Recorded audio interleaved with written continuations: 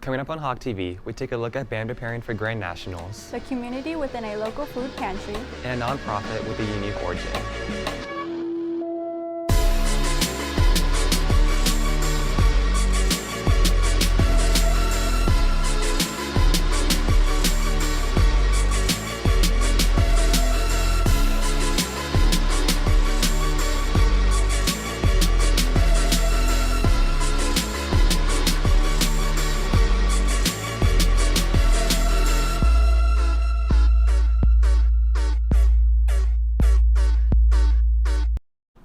Good morning, Hebron High School. I'm Chrislyn Serrano. And I'm Miller On. And this is Hawk TV for Friday, November 3rd.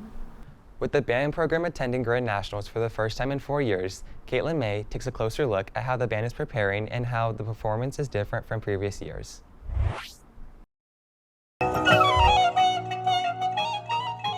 Every year, the band performs a new show that showcases a story.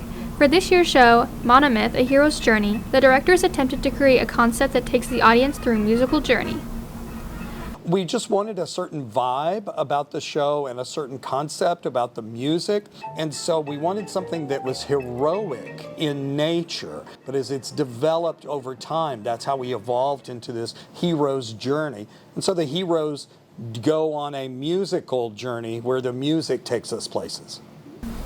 Color Guard Captain Bella Wilson says this performance differs from previous years, and she's hopeful that the visual aspects of the show will help them advance in their upcoming competition. This one has a lot more guard-heavy moments, lots of more impact moments to get us more points, and it's just a lot bigger show, and it's very guard-heavy, so we have a lot of things to work on and a lot of impact on the visual performance. With the success of the 2021 show, Pinstriped, and past shows, the band has gained a reputation and is expected to perform well. Seeley says that he is eager to see his students perform at this upcoming competition. Yes, they are under a much higher microscope because of the success of past groups. Not only Pinstriped, but the Odyssey FM last year, and really our 10-year track over the last a decade has been really, really strong. But you take the group of kids that you've got and the program you've got, and you have to become the best version of yourself somehow in this journey, so to speak, to use a name from the show, but in this season-long project that we're doing. Drum major Jose Gallegos says this year the band has taken a different approach to the visuals and music of the show compared to their last trip to Grand Nationals in 2019. I feel like in Among the Stars, it was less in your face and more of that type of music where you could just close your eyes and listen to it and it would be beautiful. But this, our show this year is like more like design concepts to it. So I feel like that's where the general effect in our show is much better than previous years because we have all of those like color guard flags, all of the props, and also the music tying into it. It's different in how we're connecting all the music parts. As the competition date nears, Seeley says the experience the students embark on together is the real reward of the competition. Seeley is hopeful that his students will continue to find their personal success and journey in the department. Oh, you get this big old honking trophy that's cool and a lot of bragging rights. And so those things are great, but the real payoff for you is always the way you feel about performance and the way you feel about the people that you took this journey with. And it's really how you mature and develop as a musician and as a human because of this greater goal that you're trying to work at as a musical community. Reporting for Hawk TV, I'm Caitlin May. Thanks, Caitlin. The band leaves for the Grand National competition on November 8th. Haley Yoon is a teen sports photographer who specifically shoots Hebron athletics. Sarah Zagumny takes a look at how she got started and her future plans. In 2022, junior Haley Yoon started a photography business named Haley Shots. Yoon explains how she got her start with her business and photography in general. About a year and a half ago, I started with Hebron basketball, and that's when it really started going my business. But I really did grow up around photography my whole life with my dad being a photographer, so I just always had a camera around. And I really picked it up around 2 years ago, and I just started practicing for half a year, and then I finally started around winter break with Hebron. Shooting mainly Hebron events, basketball coach Eric Ryle states how Yoon was able to gain opportunities to shoot games and practices. It was last year. Haley just came and talked to me, and I knew Haley from being a student manager with volleyball. She just came and said, Coach, I'd like to shoot some of your players. And, so she came to a couple of games for us. That led to her doing parent senior night, led to her working at our banquet. She did all of our playoff games. And got a lot of good pictures of the players, in action and stuff. Having varsity boys basketball as her 4th period class, Yoon has gained the opportunity to shoot Hebron athletes every day. Ryle explains Yoon's impact on the basketball program and overall outreach. She takes pictures every day. She posts her pictures on Instagram for us. She gives the pictures to the boys where they can do things. I know parents, buy pictures from her from game footage and stuff. So, it's really good though. But any extra publicity that our kids can get is fantastic. And she does a great job with releasing her pictures to our boys. Gaining more experience, Yoon has been able to make connections with athletes in the DFW area, even being able to shoot amateur athletic union tournaments over the summer. Yoon explains how she enjoys shooting and meeting others and how it helps her business. I like meeting new people and being able to reach out to other new people, such as all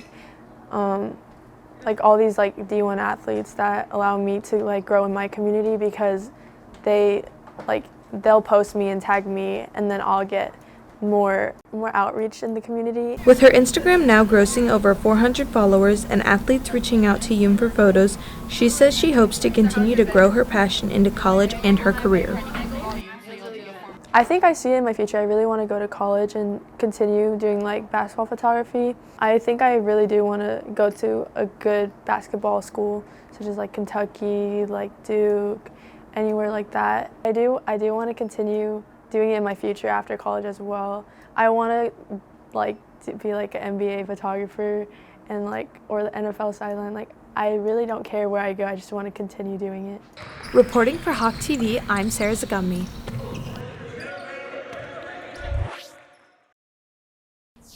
Thanks, Sarah. If you're interested in booking Haley, DM her at Haley Shots on Instagram. The Formula One World Championship comes to a close in Abu Dhabi on November 26th. To get into the racing spirit, we put 2 teams of teachers together head-to-head in a blindfold match of Mario Kart. Hello, my name is Mr. Proc, and today we are playing Mario Kart. Yeah, I'm going to be blindfolded, and Mr. Proc here is going to be giving me instructions so that I can destroy Bonner over here. Oh, I'm Mr. Hooper. I'm Mr. Bonner. Apparently I'm getting destroyed. And I'm Mr. Phillips, and I'm in charge of leading us to victory. Bonner, just remember, it's just like teaching. You're blindly following somebody else and you have no idea what's going on. You got this. Woo! Okay, we're in Excite Bike Arena. This is my specialty. Excite Bike Arena. Lots of jumps. Bonner, when I say lots of jumps. Jump. Okay. Well, listen. First race. Hooper, listen to me. We're starting the 10th position. 3, 2, 1, go. Straighten out. Jump. Right. Oh my goodness, we're going backwards. Right, Bonner, jump! I said, there you go, jump! Left. Okay, you're going in circles, Hooper. Bonner, jump! You're blind. Keep going straight. You're doing good. Right. Straight. Bonner, if you lose, I swear to God, you're out for a chat. Fire. There you go. You got star power now, baby. Straight. Slight right. Straight. You hit a banana. The one place you couldn't go. Straight. All right, we're right. Hey, fire. Bonner, you're in first place. Straight left, slightly left, slight right. Don't, that's way too far left. You got 3 turbos. Right. Use them. Going straight. You're doing good. We're almost there, Bonner. Right. All right, keep going. Slight right.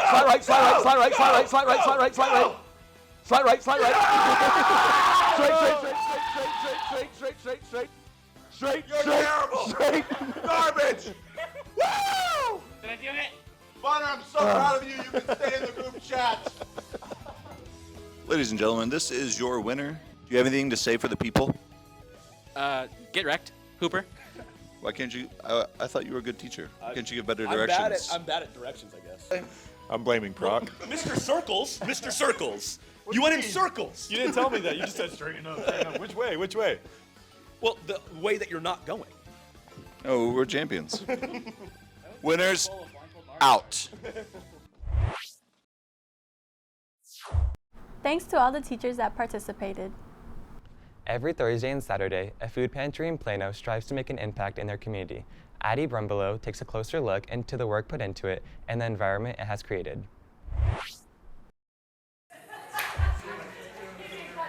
In September of 2009, the Seven Loaves Food Pantry started with a single person, Sharon Hasley. Hasley became inspired to help those in need and developed the organization over the course of 14 years. Director of Communications and Culture, Ben Skye, helps describe her story. I had the privilege of sitting down with Sharon in 2021 and did an interview about her story. She tried to address the issue on an individual level. She started fundraising, doing business, small business on the side so she could help provide food for families. And she soon realized the problem really was much bigger than herself. And so with the help of the volunteers here at the church and with the support of North Texas Food Bank, she established the Seven Loaves Food Pantry. Since then, the organization has branched into 4 sections: a food pantry, a clothing closet, a counseling function, and an education program. They have gained over 1,500 volunteers with about 25,000 hours of service across all programs. We have a lot of dedicated volunteers who come back every week. Our volunteers really understand our core values, which is encouragement, empathy, and engagement. They give their 100%. They make each neighbor feel welcome and that this is a safe space. I think that really creates this unique culture where we're serving each other as equals, and we really try to put ourselves in our neighbors' shoes to kind of think about how hard it must be for these families if they are having to come to a food pantry for support. Volunteer Nina Zacconi and junior Abigail Muccio explain the environment and the benefits they have seen since helping out regularly.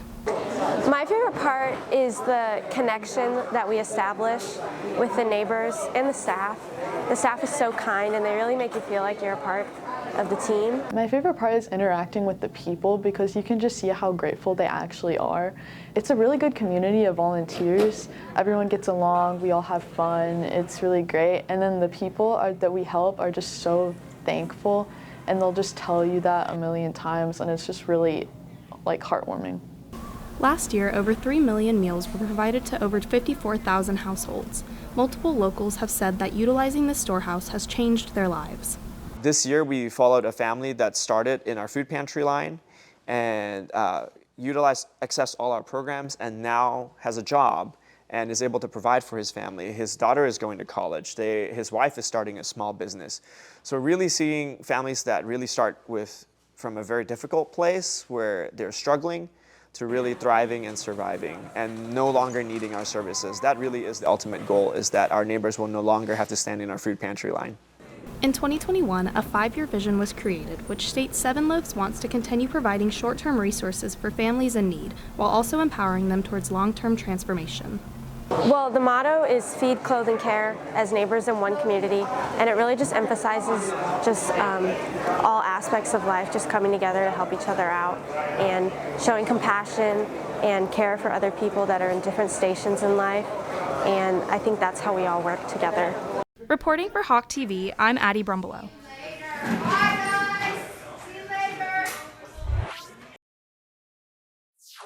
Thanks, Addie. If you want to volunteer, you can sign up on their website at thestorehousecc.org.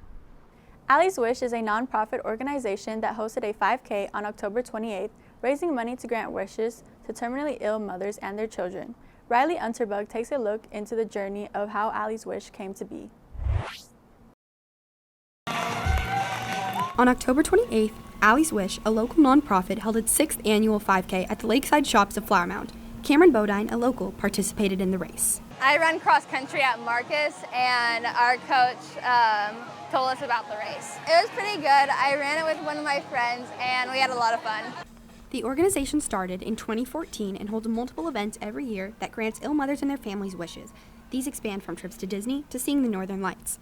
Missy Phipps, founder of Allie's Wish, encountered terminal illness firsthand, giving her the inspiration that started Allie's Wish. I never saw myself as someone who would start a nonprofit, but I actually had a friend who was terminally ill, and we talked about things we could do for her and things she might need, and we couldn't really come up with anything. And one day I was driving, and God just laid the idea of granting wishes on my heart. Allison Hendrickson was the inspiration for Allie's Wish. Her mom, Pat Connor, now works on the Allie's Wish board, interviewing new mothers battling terminal illness in hopes to grant their wish. When our daughter Allison was 30, she was diagnosed with ovarian cancer, and she fought that battle for 7 years. During that time, I would come and be with her quite a bit. She had 3 little boys, and it was kind of crazy. So I got to know some of her friends. So I met Missy really when she first had the idea for Allie's Wish. Allie's Wish has and continues to support hundreds of moms all over the United States, all with unique wishes and stories that can all be read and supported through participating in events like the 5K or donating on the website. Allison passed away the same year we started Allie's Wish. She was our first wish, so we granted her wish of having her blog published, which we turned into a book later on called 3 Little Cowboys because she had 3 young boys at the time. Allison passed away on July 11, 2014. You can find her blog under Our Inspiration on the Allie's Wish website. Pat describes the blog as something that keeps her voice and faith alive, and has seen said joy spread to others in working for Allie's Wish. There are a lot of good organizations that help sick people, but this specifically focuses on the children. And I think every mother can understand the terror of leaving your children behind. We're not healing their diseases, we're not fixing everything, but we're giving them some joy, and I love that. Reporting for Hawk TV, I'm Riley Unterbug.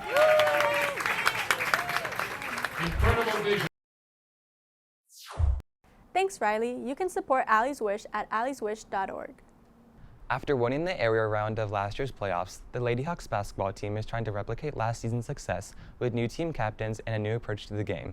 Mira Murley takes a look at the team's preparations. With the beginning of the season right around the corner, varsity girls basketball coach Lisa Branch discusses her hopes for what the team can achieve this year. They're high. I mean, returning 9 out of 12 kids from last year, the expectations are high. I mean, just expect to play hard. You play hard every game, you get better every practice, you compete, and then we'll live with the results. To finish off her high school basketball career, senior and co-captain Jordan Thomas shares her hopes for the team. This year, I plan on winning state, and just pray that we have a good season, and looking forward to being with them. In order to ensure that the team plays well together, Coach Branch is adjusting her strategies to help foster team chemistry. I'm playing the starters probably more together than I have in the past because they need to play together. And so that's one of the things that I'm doing differently this year, playing those starters more together in practice. Being on varsity since her freshman year has allowed co-captain and senior Paris Bradley to develop relationships with their teammates that have helped benefit the team's compatibility. Well, my relationship is good with them, so I mean, I guess you could say that. Chemistry, whenever you're playing any sport or I guess like any type of organization, chemistry is definitely good. Thanks, Mira. The girls' basketball team will play at Wiley tonight at 6:30 p.m. at Wiley High School. In other sports news, the football team will play against Louisville tonight at 7 at the Brian Brassel Stadium. That's it for today's episode. I'm Milaron. And I'm Kristen Serrano. Have any story suggestions? Send us a message through one of our social media accounts. And make sure to follow us on X, Instagram, and TikTok.